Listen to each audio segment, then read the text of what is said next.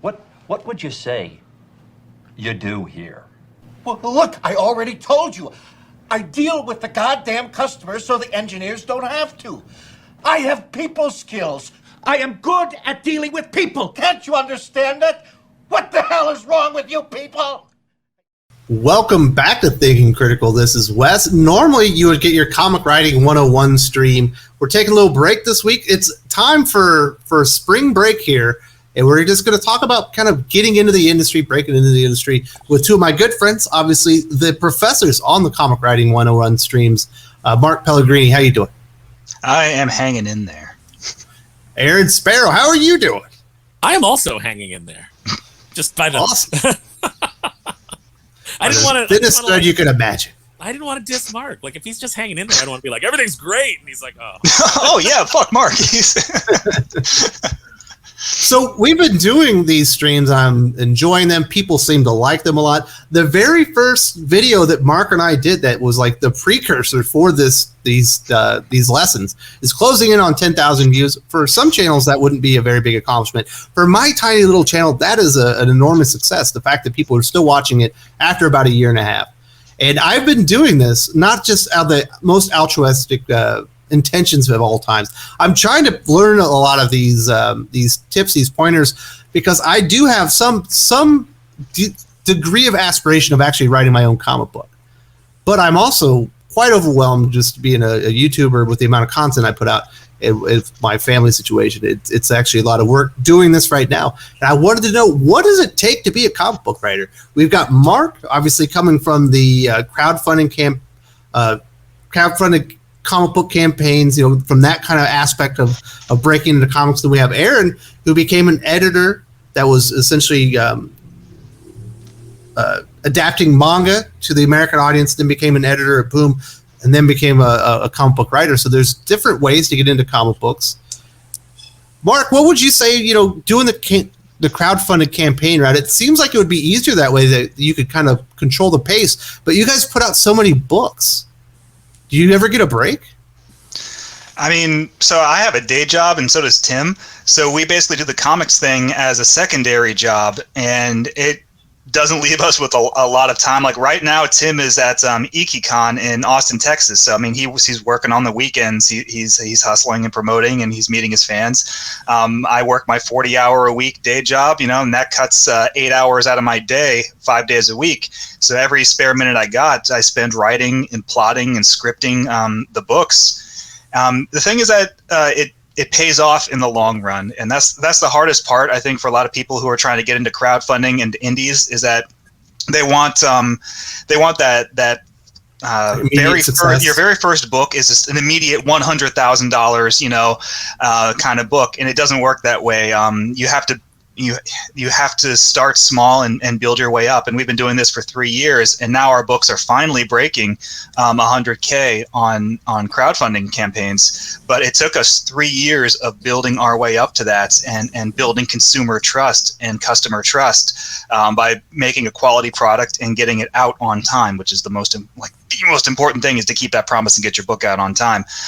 But grassroots, you got to start somewhere, and you've got to stay at it, and it took us 3 years. That's the most important thing. It's crazy. You have to almost overcome some stigmas created by other people. There's so many campaigns that are late, so many campaigns that when they deliver, they don't exactly deliver what was in the campaign that they said they were. So you kind of have to develop your own reputation that people know that they can come back and not have to deal with those sort of things. And that's tough, because it poisons the well for everybody else with these bigger entities that don't have to, follow their own rules or meet their own deadlines or fulfill their own promises. They kind of ruin it for everybody else. If there's a person who's like, I waited 3 years for this book and I still don't have it, I am never going to back a crowdfund comic ever again, and I'm going to tell my friends and everybody on social media to never back a crowdfund comic again because of this one person who spent 3 years, dicking around and not putting out their book.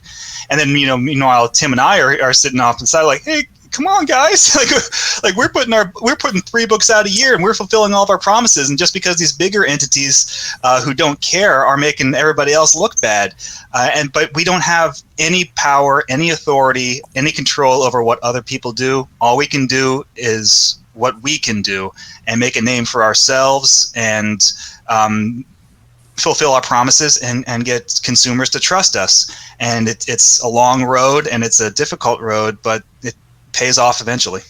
And I think it's so. Oh, I'm sorry. No, I was going to say consistency and customer service are important, and that is what you guys deliver, and that's what a lot of other people don't deliver. I will tell you, there's pros out there in the comic book industry who have taken a lot of money for crowdfunded books and then never delivered. Meanwhile, criticizing other people who are doing crowdfunded books. And not only would I never invest in a new book that they did, since they never fulfilled their old one, but I won't even buy the work that they do in the direct market, because to me they have proven themselves untrustworthy, and I don't like the fact that they are out there taking other gigs when they haven't fulfilled the gig that they took money for. Mark, I do think you're selling yourself a little bit short. I know you have the day job, you have all the work that you're doing on your crowdfunded projects with Tim, but you also have your own YouTube channel. You don't put out quite as much content as I do, but you do a few streams a week. And you're also you do writing outside of what you're doing for Kamen America. I know you've worked on novels and short stories and stuff as well. Like how many hours are you putting in a week with all this? I feel like all of the hours. When I'm not sleeping, I'm either working or writing.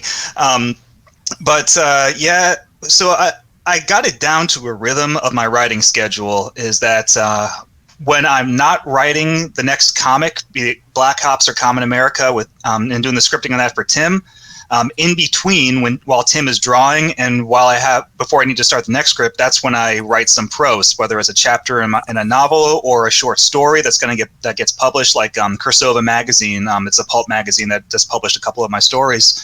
I'm always writing something. I don't like to be idle. And I think that pays off, because it means that I'm always producing something. I'm always creating content. I'm stockpiling short stories or chapters for a book or something, or I'm working on the next script to go on. You see that I think about old people when I'm doing that.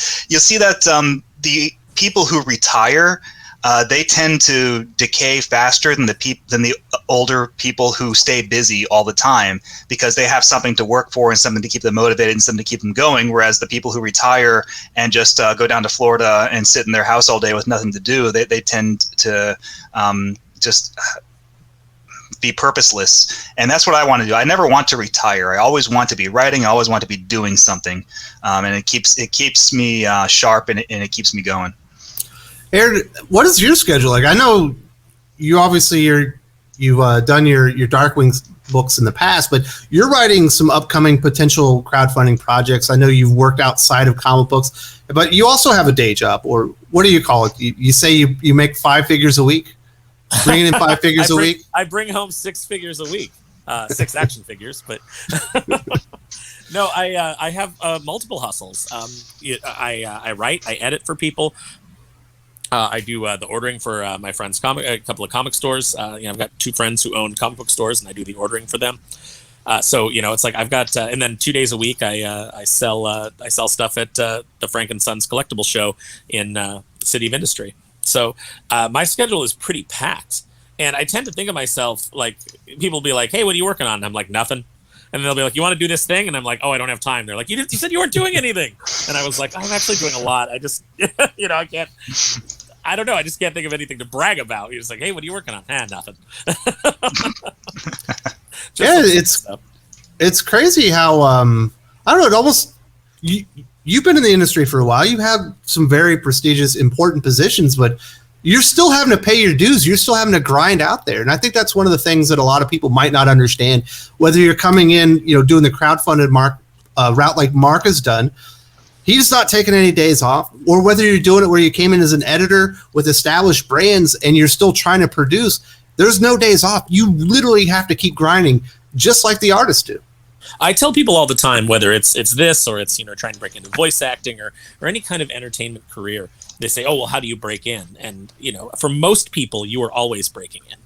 You can, like let's say you get a book at Marvel. and this is obviously the old way of doing it, is, you'd get a book on Marvel, you'd get like maybe some backup stories and things like that. You had to kind of cut your teeth, prove your mettle to your editors, which is very different than it is now, where you are chosen from on high, whether you have the talent to do it or not. You're drafted into the position. Yeah, exactly. First pick. And then, just given multiple, you're set up to fail multiple times, and then they cast you aside because, you failed all these times, when they never really, gave you the opportunity to succeed. But you're always kind of breaking in. You'll meet an editor, you'll get some work going with them, they'll leave or they'll get fired, and then you have to start over. And you're always doing that if you want to break into the mainstream. It's funny, we say the mainstream industry. I think that's starting to shift. We'll call it the direct market, which is what it is, because I no longer think that it's the mainstream industry. I think that although they're not necessarily moving as many copies, the crowdfunding model is much more successful. The direct-to-consumer model is much more successful. Unfortunately, for most of the pros that are working in the direct market, that requires personality and customer service, something that they don't really seem that interested in cultivating.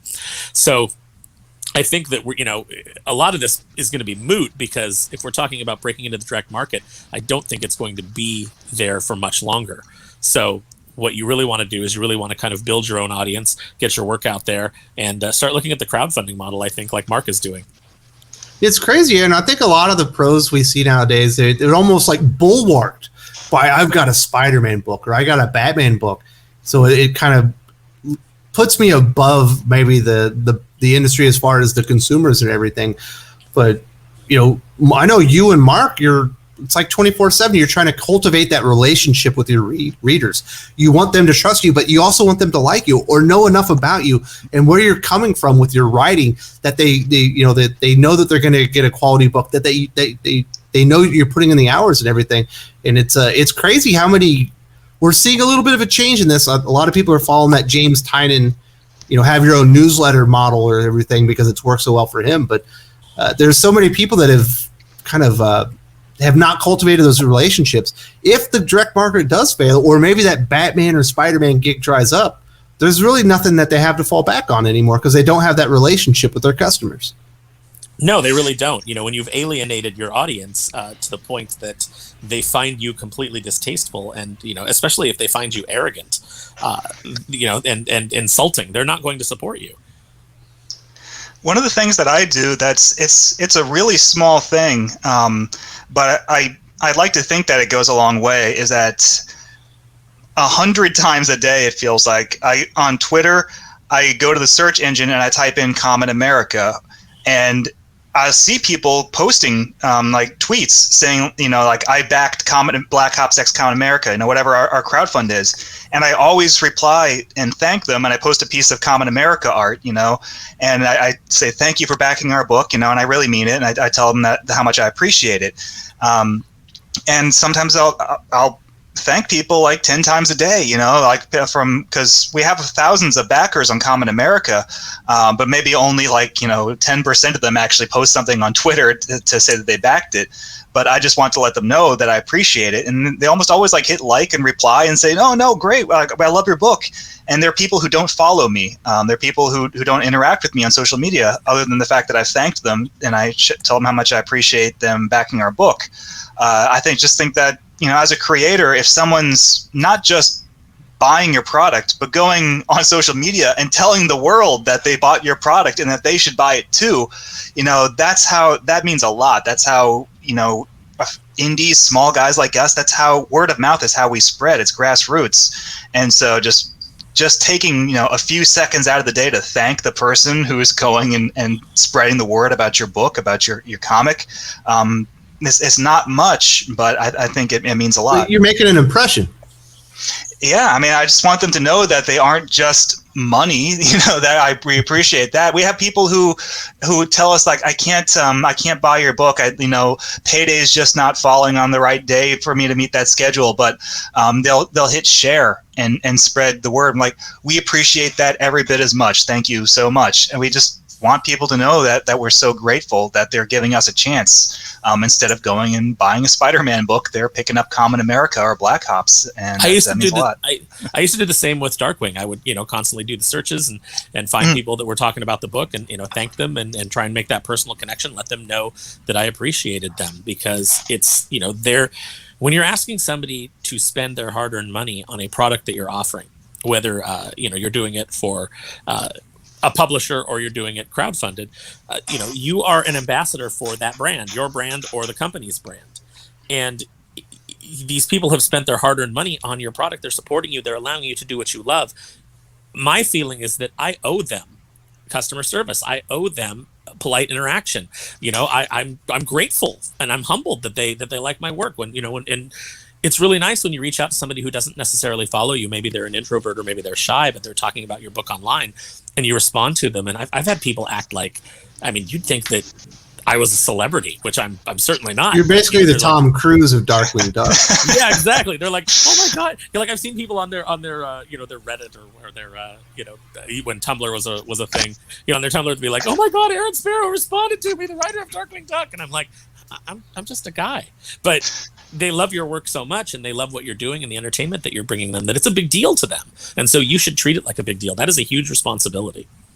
Clean up aisle my panties. No. So Aaron, I already told this story over in the Comics Writing 101 that we just did, but the first time you and I ever had like a back and forth was that exact experience. It was I commented on a YouTube video that you were on, where I said, like, I really want to read, I collected the Darkwing Duck comics, and they're released monthly, and I said, like, but I really want to read Aaron's updated version, but the definitively dangerous edition is out of print.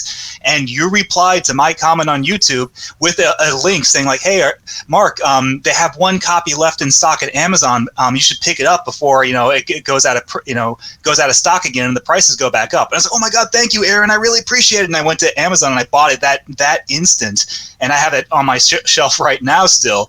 That huge omnibus collection that goes for a lot of money right now on eBay. But it was because you replied to my comment and you told me where I could go find your book for a good price. And that, now I'm talking to you on YouTube because we know each other. But yeah, that customer interaction, people don't think about that it means anything, but it can make all the difference. That's the other thing that I love about this, is that I have so many people who have read the work and commented to me that have actually become friends in real life, like you.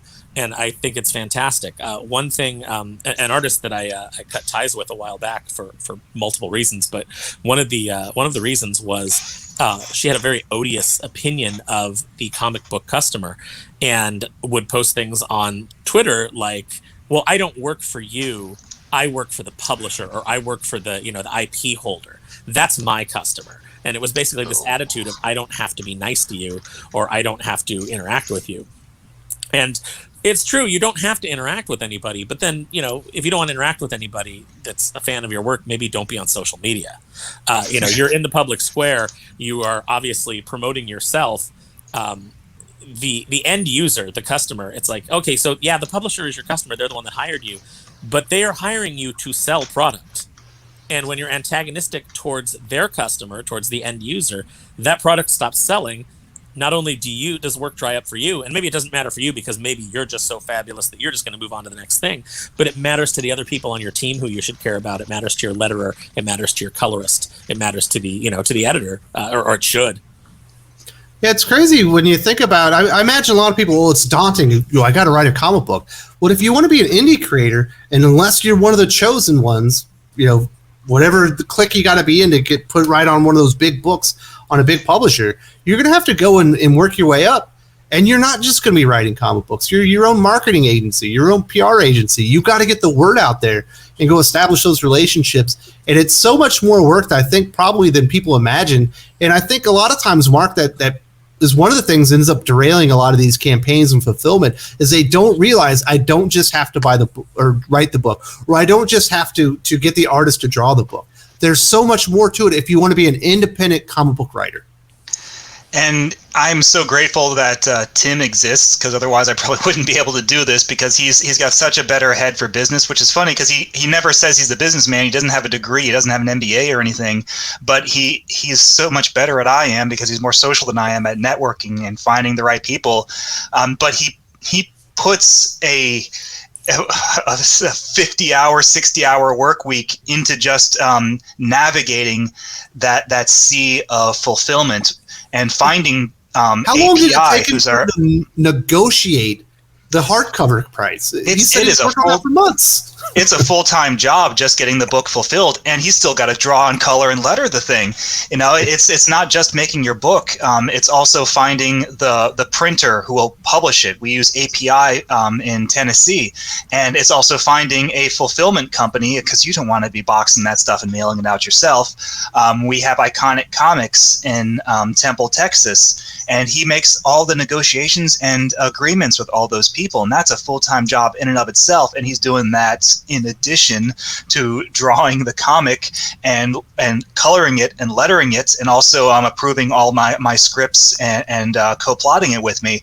And that's in addition to his day job as an audiologist, and he has to see patients, and he has to adjunct instruct classes and things like that, and he has to get all of his go to conferences so he can maintain his doctorate and things like that. I no wonder that he put himself in the chiropractor's office because he was overworking himself, and he ended up hurting his spine. But yeah, it's if you want to do this thing, it's not an if you build it, they will come scenario. And like, build a better mousetrap and the world will not come knocking at your door. Write a better comic and the world will come. No, they're not going to do that. Once you write your comic, once you make your comic, that's the fun part. The rest is getting the book, first getting people to know it exists, then getting it into the hands of those people who gave you money for it. And that is, if someone gives you money, you have to give them a product. You can't just take their money and be like, okay, you get it when you get it. Like, that's the worst attitude, and you don't belong in any sort of customer service industry if your attitude is like, it gets here when it gets here. Don't have that attitude. You've got to fulfill that promise. It's crazy. You also have to be networking all the time. You know, obviously you have a lifelong relationship with Tim, and he's developed all these relationships as far as how to produce and distribute a comic book. That's all very important. Aaron Sparrow, I know he's got a relationship with another artist. They've been working for a while. He might be doing crowdfunding again. He doesn't want to have to go and learn through all the mistakes that Tim already made to do all of this. So if he's a giant jerk off and nobody wants to talk to him, no one's going to tell him all the mistakes they made, so he can go out and and have a better campaign the first go around and learn. You hear from that, Aaron? You don't be a jerk off. You better be kissing these guys' ass, Aaron. No. I'm so fortunate to know people like Tim and Mark who've and that they want to help you. And yeah, and then I can go to them and I can say, hey, what are the pitfalls that I need to avoid as I get into this, and they can recommend people. I also know people in the industry. I've got a marketing guy at one of the major comic book publishers who has helped me immensely with writing proposals, and has basically told me like, hey, if you want to piggyback on us, for printing, that's something we can definitely talk about. So, there's all kinds of people out there that are willing to help you. You establish these relationships and you treat people well and you treat people with respect, and you understand that you don't have to agree with them on every single thing in life, but, you share a common love of the industry and of the medium. You can do amazing things. The problem is that we've got a lot of people working who don't care about the industry. They don't care about the future of it. They're just looking out for themselves and what they can get out of it. They're insane narcissists that don't have the talent to back it up, and it's killing the industry. So that's another reason that I'm like, maybe we don't focus so much on telling people how to get into the direct market, because I don't want to give you guys a bunch of advice that's going to be obsolete in a year. Well, some people want more freedom, but the idea that you can just put your head down, write your comic book, and that's it. That's not the industry that you're wanting to get into, and it's important to realize all these things. And when people come up to me and they'll ask me for advice on becoming a YouTuber, I'm not an enormous YouTuber. I'm a mediocre success, but I am somewhat successful. You can look up at my track record, and I'm able to put out a lot of stuff. It's a lot of damn work, and the most important thing is you just have to keep going. I don't get to take days off either. That's how it is. So when I think about how am I going to open up my schedule and actually find time to write, go through all the steps and everything that we've been talking about just with comic book writing. It's a bit overwhelming, but if I want to do it, I'm going to have to I'm going to have to find the time, otherwise it's never going to happen. If you're going to do it, you better love it, because you're going to be putting in a lot of time to make it work. Yeah, I mean, so there's a friend of I guess he's an ex-friend. He stopped talking to us after the election 2016, so it was that kind of situation. But we knew him for years. He wanted to be a comic book writer. He wanted to be a writer in general, and he would tell us all of these ideas that he had for his stories. And I would ask him, like, okay, have you written it yet? Do you want me to read it? And he's like, no, I haven't written it yet.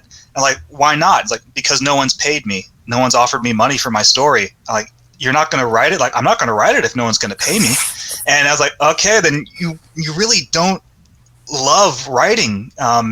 You should. So H.P. Lovecraft, to bring him up, he's an inspiration guy, but he wrote so many stories that weren't published in his lifetime. He wrote them just for himself. He wrote stories that he would just send in his correspondence to fans, to friends. He wrote because he loved to write, even if nobody else in the world was ever going to read it. You've got to write just because you love doing it, even if no one's ever going to read it, even if no one's going to pay you for it. You should just write because you love doing it. That's also how you're going to get better. It's just like playing the violin. You got to practice. If you want to get better at writing, you got to practice, and the only way to practice is to write. And this friend of ours, he stopped talking to us back in 2016. This ex-friend, I guess, but I've never. Has he written his comic yet? That's the thing. I've never seen his name in print. I don't see him popping up in stores or online, on social media, on websites. He never wrote anything because he's still waiting for someone to come and hand him a check to write something. And it doesn't happen that way. Crazy expectation, Mark. No, I know. Like, you had a bit of an advantage, you and Tim, because the owner of the comic shop you guys went to as kids, he's already went through the process of he's actually a published comic book creator and done quite well for himself. Yes, Michael Tierney. What was it like to have a comic shop owner that had made his own comic books and could really inspire you guys? Well, I mean, we were lucky that one, we had a local person that we could meet in person that we knew, and Michael Tierney. He's got a weekly web comic. He's published his own comics, but he's also got a rapport with the Burroughs estate, and he's published Tarzan books, and which are notoriously difficult to get the licensing on. And he's earned their trust, and he's published like the definitive editions of the Tarzan texts in hardcover. And he's also working on John Carter stuff now because Burroughs trusts him. But we were lucky to know a person like that who could give us so much advice, so much sage wisdom.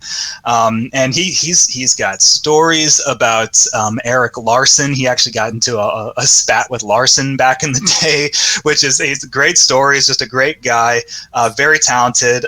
He's actually he ran for office here in Little Rock, and he actually holds a position. I can't recall. He wasn't in my district, so I couldn't vote for him. But he won, and he owns he has a local seat on one of the political councils here. He's just a guy who's done everything and knows everything, and he can give us so much advice. But people like that are out there. Aaron Sparrow was writing books when I was still in college and learning how to write, and I was reading his Darkwing Duck comics, and I was reading when I found out you edited the Muppet Show comic, the Roger Langridge one that I loved. I was like, oh, geez, he's a writer, he's an editor, he's done the Pixar stuff, and now I get to talk to him, and you've given us so much advice as well. It's like, the people are out there. You can be that person. You can be that mentor if you've written and you've fulfilled stuff.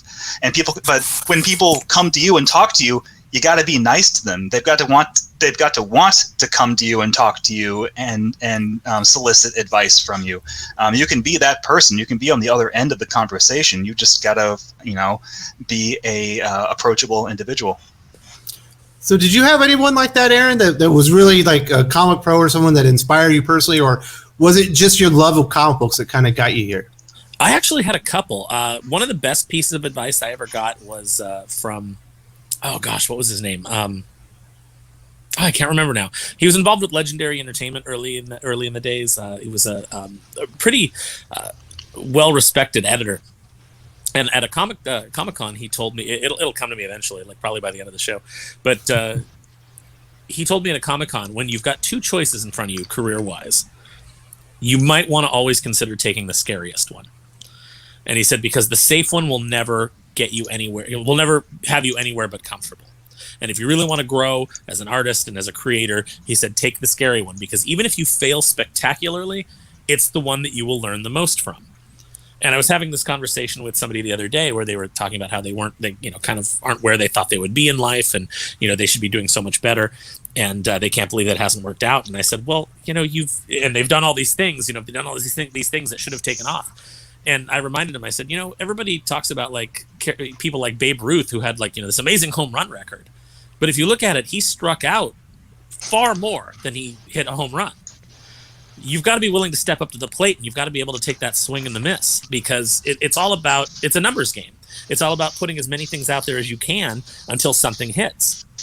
And so I was very fortunate in that when we started on Darkwing, we got to meet Tad Stones, I went and had dinner with him, and he basically gave me so much amazing advice, like right out of the gate. I felt like going into the book that I had just stood on the shoulders of a giant. So if you enjoyed the Darkwing Duck books, definitely, I'm very grateful that you liked my work, but definitely I want to throw a huge amount of credit to Tad Stones for just taking the time to sit and just take this lifetime of knowledge that he had and just pour just gallons and gallons of knowledge and pour it into my little shot glass brain. Another person that has been instrumental in my writing is Greg Weisman. I met him because when I started doing Darkwing, I started doing Disney panels at. He's the guy behind Gargoyles. Yeah, Gargoyles, and he's worked on the first season of Star Wars Rebels and Spectacular Spider-Man, and I mean his resume, Young Justice, his resume is just amazing. But I became friends with him through inviting him to do these panels with me, talking about like the Disney afternoon. And just another guy who just has done it all and was able to give me a huge amount of advice. Paul Dini, another person, the Batman animated series, everybody loves it. He's so prolific and he's so amazing at what he does. So I've been very fortunate through getting onto the Darkwing book, meeting Tad, and then meeting some of these other people that are his luminaries who have mentored me. And they tell you, don't meet your heroes, but that's not always true, because in my case, these guys have been just absolutely spectacular. Wiseman's got a spectacular beard too. I haven't seen him lately, so I guess maybe he's grown it out. Game recognizes game. Let's just put it that way. You know what I'm saying? I'm jealous. I saw that bad boy a few months ago. That's a solid beard. That's one of those pandemic beards. Stop shaving. He's got that nice gray going too. That I envy. I always wanted to have like white hair like Magneto, and God thought it would be funnier to give me Professor X's hairline. So you wear it well, Aaron Sparrow. So just kind of getting to the end of this here. You do a lot of hustles. You got your hands are in a lot of different projects, but it always feels like it comes back to writing with you, Aaron. Was it worth the journey? Are you glad that you're in the place you're at? Was writing worth your time? It was absolutely worth my time. Yeah. It was worth my time before I was ever published, because I love doing it. I love creating, whether I'm sitting down, I'm just a very creative person, and maybe I have too many outlets for that, because, I'll sit and I'll customize action figures. I do painting. It's like I started out wanting to be an artist, but was discouraged at a very early age. So I never really developed it, but, I'll still like doodle on people's books and things like that. I'm good enough to do that. I can draw you a little sketch of some of the characters. Or I can at least give a much better artist an idea of what I want out of a character design. But it's absolutely worth it, because you're fulfilling a drive that you have to create. And, like Mark's friend or his ex-friend who never sat down to actually put pen to paper to write out the story because he wasn't getting paid for it. You're never going to go anywhere with that attitude. When Lionel Castellani and I pitched the Justice League Unlimited reboot that we wanted to do, well, not really a reboot, but a continuation to DC, he sat down and he completely drew and colored 5-6 pages of the script, and I wrote a whole 22-page spec script to give to the editor. I didn't get paid to do that. I did it because I loved it. It was fun to do. I enjoyed it. And Lionel told me, he goes, I really enjoyed drawing these pages. It was fantastic. He didn't get paid for it. It was just something that we presented, and then ended up putting out online when DC didn't bite, and fans responded to it. We're like, oh God, I wish this was a comic. So that's very gratifying to get that feedback. But you have to do it because you love it. That's you're never going to succeed if you don't actually love what you're doing. And I think Mark and Tim are very much a testament to that. Absolutely. So Mark, you do have a full-time job. You've got all these other projects you're working on. I don't imagine it, at an early age, you're like, I want to write the most successful, military, military rabbit comic. Oh, that's all I could think about as a kid. Was like, I want to write a comic about a military rabbit. Yeah, no, that didn't happen. But somehow your journey has led you to here, and now you're getting unprecedented amounts of success. Compared to where you started out, despite some criticisms, it seems like the projects keep growing and growing, and I mean, you get to do your own thing. I mean, a lot of people, I imagine, are kind of envious of you, but it took a long time to get here. So if you go back, I mean, people can look this up. It's all public info. But the very first Black Ops that we put on crowdfunding was Black Ops 2, which was a couple years ago. I think it made $20K, maybe less than that. Compared to what we're making now, where our books on crowdfunding make $100K or more. I remember when that first one came out, and our critics, our detractors, like, you guys only made $20K. You should just quit. You should just give up. You should stop. You're embarrassing yourselves. Like, they came at us hard because these people that really didn't like us were trying to discourage us. Because $20,000 is so inconsequential in the comic book industry. It's funny though, is that we price our books low. We try to get them as close to cost for the customer as possible. like $10 for the book, $5 for shipping. Put in the cost for printing and fulfillment, Tim and I actually don't get to keep as much of this as people might assume. We make $20K, we don't get to pocket $20K. We make $100K, we don't get to pocket $100K. It doesn't work that way. But it was just so the first time we did that, and our detractors came at us hardcore, and they were telling us to quit, to give up. Like, $20K, that's nothing. You're garbage. You're lousy. Then we did our next one, and our next one made $40K. And then our detractors came at us, and they said $40K, that's nothing. That's garbage. You guys should give up. You should quit. And then the one after that, $60K. And they came $60K, that's garbage. It's no matter how much we make, it's never enough. The goalposts from our detractors always move, and we figured that out. We, instead of letting what they were saying discourage us, we saw through their tactics, their strategy. No matter how much we make, they're always going to tell us we're garbage and we should quit. So let's just not listen to them. And we figured that out pretty early on, and we just kept growing, and we kept working hard, putting our nose to the grindstone, and after 3 years, it's paying off. But that's just because we knew that the people who hated us were always going to hate us and always tell us to quit, no matter how much we earn, no matter how well we did. Does that motivate you? Does that keep you working every day without any days off? So I always attribute this quote to the Penguin from Batman, because that was the first time I heard it, even though it's a much older quote, and I can't tell you who actually said it. But the quote goes, "Living well is the best revenge." And I feel like I'm going to have that engraved on my tombstone, ironically, because that's just the way I feel. People are going to come at us, and they're going to hate us, and they're going to attack us. Instead of lashing back at them, instead of fighting them on their own level, we're just going to continue growing and succeeding and doing our best and making a name for ourselves. And we're going to continue living well. And that's the best revenge. That attitude is the mark of a mature individual. All these people all your detractors who just waste their time telling you that that number sucks. You guys should quit. The people who go and review bomb you on Amazon. How pathetic. Just how devoid of meaning is their life that this is what they're dedicated to? What are they creating? If you guys are so terrible, how are they? The best way to show you up would be to go out there and knock it out of the park. But they know they can't do it. So what they have to do is they have to just snipe from their sad little corners of the internet, and then go and review bomb your book on Amazon so that they can feel good about themselves. And but deep down they don't feel good about themselves. They know that they can't do what you do. And so that what a fantastic motivator to get up every day and just rub their faces in it. You know, you said that I illustrate mature traits, and I'm sorry, Aaron. That just means you don't know me very well, but it's okay. I've seen his Twitter. He's a jerk. You should see the garbage I post on Twitter. If any of us were mature or mentally well, we wouldn't love this stuff so much. Wouldn't be here. If that was the case. But it's crazy. The brand is growing. You know, Iconic is not your brand, but you were kind of the first big, you know, brand that was associated with Iconic, and it feels like a lot of people are going over there because they want to kind of be attached to your guys' success. And I think it's great that some people that maybe weren't speaking highly of you are kind of coming over and trying to get some of that secret sauce to.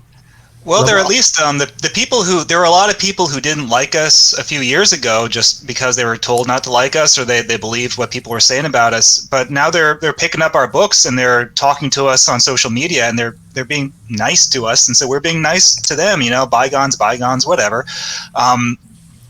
And people who we know who are always very encouraging and great supporters of us are now writing their own books, like Doug Ernst with Soulfinder. He was always a huge source of encouragement, and he actually helped. I think he even has a credit on Black Ops 1 because he has a military background, and he helped us with a lot of the military lingo that we used in Black Ops 1 for authenticity. Now he's doing Soulfinder as well. Yeah, and so but Doug specifically, he's on volume 2. He finished volume 2 of Soulfinder, and he sent me the script for volume 3 so I could give him some notes on it. Because he reviewed some scripts for me when I was starting out, and he's published through Iconic. He published direct to Iconic. He didn't even do crowdfunding, and he's a huge success publishing through Iconic just from their website.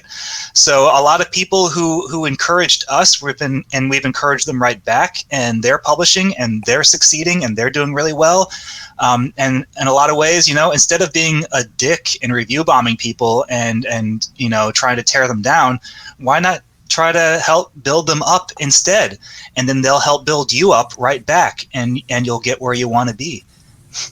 And you know, the best people in the industry that are going to help you are going to be people who practice forgiveness and, you know, in their own lives. So, you know, you may have been enemies before, but if you come around and you say, hey man, you know, I was listening to the wrong crowd, and, you know, I've kind of like reevaluated what I thought about you.